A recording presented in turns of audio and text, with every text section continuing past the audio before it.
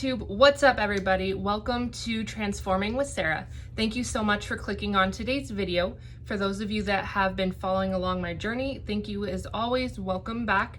For those of you that are new and seeing me for the first time, hello. Welcome. How are you doing? My name is Sarah. I am sharing with you my 1 month completion on keto. I did finally get to the end of my month 1, and so I wanted to create an update to share with you guys my progress, not only what the changes that I've seen in the scale, but also I did use a tape measure, so I'll be sharing with you where I lost in inches around my body. So I'm super excited to share with you my progress in my 1 month on keto and a little bit of my thoughts and everything that happened, but also just give an update on how I'm going to continue on to my month 2. So without further ado, let's get started. Always remember, you are braver than you believe, stronger than you seem, smarter than you think, and loved more than you know. Alrighty guys, that's my little bit of inspiration here as always. Alright guys, so for those of you that don't know a little bit about myself, I was at my heaviest 308.8 pounds, and I will go ahead and insert a picture here for you. I did go ahead and do keto in August of 2018. I did it for about 5 months and lost about 50 pounds. Unfortunately, life kind of happened from there. And then here we are essentially in October of 2020. I had gained most of it back and started my keto round 2 at 294 pounds, which that was a month ago. So this, of course, is my 1 month update to let you know how much weight and what has happened within my 1 month back on keto. So on my first week of keto, it was probably the roughest part of my journey so far. I had a lot of headaches, a lot of fatigue. It was what a lot of people consider to be the keto flu. If you go back to my first video, you actually can probably tell that I have a lot more energy now than when I actually filmed that first video. And on my week 2, I did have less headaches with a little bit more energy. And of course, on my week 2, I did start taking a mineral supplement, Keto Chow, which I'll always link down below for you guys because I absolutely love it. It helped with my headaches and muscle cramps as well. And honestly, even just helping me to sleep a little bit better at night. And then on my week 3, I definitely didn't have any headaches. I had a lot more energy. And then on my final week 4, that energy just continued to keep going. Here I am with lots of energy, if you can't tell. And I haven't really had any issues with headaches. My weight loss is still continuing. So that was pretty much my 1 month. I know that first part of it was definitely adjusting into it. So I'm very confident on going into my month 2 that, of course, I don't have to go through that adjustment period. I can just continue on my weight loss. Okay, so most importantly, what you're probably curious about is, what did my weight loss look like in a month? Did I actually lose on keto in a month? But yes, I actually did. So I am going to break this down into 2 parts. Of course, I will go ahead and share with you what happened within that just first month of my round 2 on keto. So starting at the 294 versus where I am now. And then I'll also kind of loop it back to from my absolute heaviest of 308.8 pounds, just so you can see my overall, because I still can't discredit where I originally lost that 50 pounds. Of course, I gained most back, but I at one point did weigh 308.8 pounds. So I'll share with you the month that I just had, as well as from the very beginning of the 308.8 pounds. Now, on my week 1, it probably was my biggest weight loss week out of the entire month. I did lose 11 pounds that first week. Now, a majority of it was probably that water weight, as well as just getting that bloated down from all those carbs that I was eating before I restarted keto. Now, on my second week, I did lose 3.5 pounds, and then from there, it did slow down a little bit within my weight loss. On my third week, I did lose 1.6 pounds, and on my fourth week, just now, this last week, I did lose 1.8 pounds. So overall, every week, I was getting that scale to continue to move down. Like I said, it was bigger at the beginning versus recently, but you know what? That's just how weight loss is, and I'm super excited to just see that downward momentum on the scale. So now that my 1 month is down, I am proud to say that in this first month alone, I have lost 18.3 pounds in just 4 weeks. Super excited about that. So that brings my overall from my absolute heaviest to a 33-pound weight loss. So excited as I'm getting closer to that 50-pound weight loss and just continue on to go even further than there. I've been feeling really good on keto. I know what I'm doing is just super healthy for my body. It's not just losing weight, just losing pounds. I'm losing inches, but also I just have way more energy to go throughout the day. I just feel so much happier than I was before. So keto honestly for me has been a really good game changer. Now, before I go over the measurements that I took with the tape measure, I will go ahead and insert a before and after picture of just my 1 month from the 294 to the 275 that I am currently at. You can see a little bit of change, and I know it's going to continue to go from there. And then I will also go ahead and just try and do a side-by-side of the 308 pound down to the 275 as well to show that overall for you guys. Now, getting down to the tape measurements, I never did that at the very beginning of the 308.8 pounds. I only did the progression photos. So the measurements I took today will be compared to just where I was at that 294 1 month ago. So you'll just see that 1 month, and then each month, of course, we'll compare it back to the 294. Unfortunately, I didn't do it when I was at 308.8 pounds. I wish I had, because it's super exciting to see where I'm actually losing that weight on my body instead of just seeing the numbers on the scale. It got me super motivated to just continue on. So I definitely do recommend that for anyone who is losing weight to also take your measurements with a tape measure, just so you can actually see where you're losing on your body as well. Now I did go ahead and measure around my neck, and then I went ahead and did my chest, of course, and then my waist, which I did just above my belly button, and then I did my waist, upper thighs, and calves. So I'm here to share all of those measurements with you so we can see where I lost inches within my first month. Okay, so 1 month ago when I did my measurements, the measurement around my neck was 15 inches. And then when I measured today, it was 14.75. So not a huge difference, just like a quarter of an inch difference on my neck, but still, that is again, the weight and fat that was lost within my neck. Now my bust, my chest, when I did start a month ago, it was 49 inches. And then today it was 46 inches. So I lost a total of 3 inches within my bust. And that was really exciting to see. Now I'll save my waist and hips for later because those are the more exciting ones. So I'll go ahead and just continue to my upper thigh. Now my upper thigh was originally 34 inches and it went down to 31 inches. So I lost 3 inches in my upper thigh. And then my calf was originally 19.5 inches and it did just drop down very little bit to 18.75. So a 0.75 inch lost in my calf. Now for the waist and hips, I'll go ahead and show you because it's a little bit different for my body type. So when I do my waist measurements, I do weigh up just above my belly button because my stomach is kind of broken down into essentially like an upper stomach, and then I don't know if you can see, but like a lower stomach that unfortunately does hang over. So I do break it down into essentially like my waist and then my hips. And of course, again, my hips will go over, including the lower part of my stomach.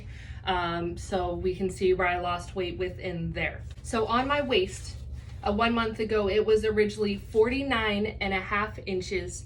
And then today when I measured, I went down to 45 inches on just my waist alone. So of course that is a 4.5 inch lost right here, which was so exciting to just see that it's starting to come in and I'm starting to shrink within my stomach. Now on my hips, when I originally weighed, I was originally 59.5 inches. And today when I measured, it dropped down to 53 inches for a total inch lost of 6.5 in my hips and lower stomach. It was just really exciting to see that the most lost was within my stomach. And then of course I did lose some in my upper thighs as well, and a little bit in my calves. So excited just to see those inches going down. and just see not only the scale continuing to go down, but where I'm physically losing inches on my body. Now this is just my 1 month on keto. So I'll go and just do like a turn so you can see where I'm currently at. And then next month I'll do something similar so we can see. So of course my front, kind of just like a I don't know, boxy shape, I don't know. And then side view, you can see of course my stomach. Now I am less bloated than when I first started keto. And then I'll do like just a spin so you guys can see. So that way next month we can also maybe do like a video side by side of me turning.